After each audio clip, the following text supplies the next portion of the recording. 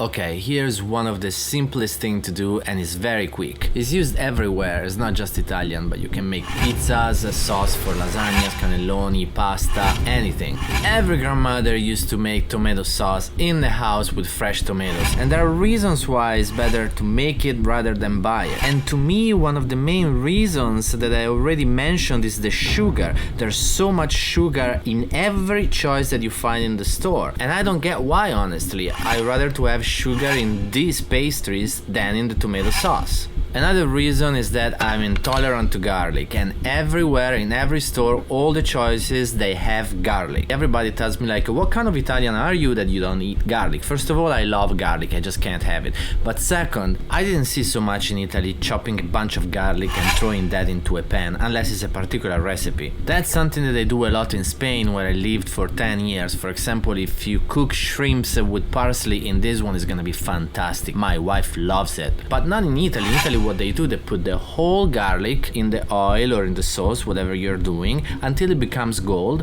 and then you take it away, and so you just have the flavor. So it's not true that Italians have all those garlic. Like it's not true that I eat pasta with meatballs. That's movie stuff.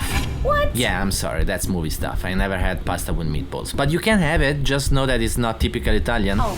Anyway, let's go back to the recipe. First of all, fresh tomatoes. I cut this tip, I don't know how that calls. So I cut that one and I put them in the pan. The correct way to say that is... Oh yeah, in a pot. I f***ed up, sorry. Anyway, I boiled them. I boiled them for just a couple of minutes. That's gonna make it easy to remove the skin. So I take them out and then I remove the skin. I peel them. I put the tomatoes on the side. And then I cut them in half and I remove the seeds. This is not necessary, but I like to do it. And then I chop them pretty thin in cubes, you just chop them. And then I want to remove the water. So I use the strainer and I remove as much as I can.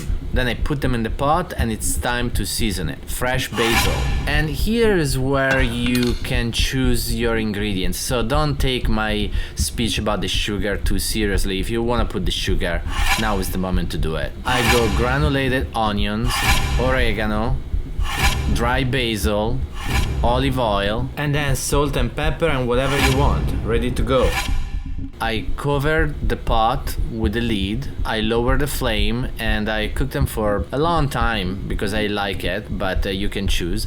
And then when it's ready, I can use it right away. I can add more oil, you can season it more, but I like to store it. I freeze it so I have it whenever I want it. And I like to use the cube-sized containers so I can use even little portion every time. I made this gluten-free lasagna with that tomato sauce, and I did a bunch of other recipes with this one, so you can check them out. Like I got gluten-free pizza, gluten-free Italian cannelloni with bolognese sauce, meatballs without pasta, eh? Just kidding. You can check the full videos of all these recipes that I'm talking about. For now, Bon appetito! yeah, that was my wife.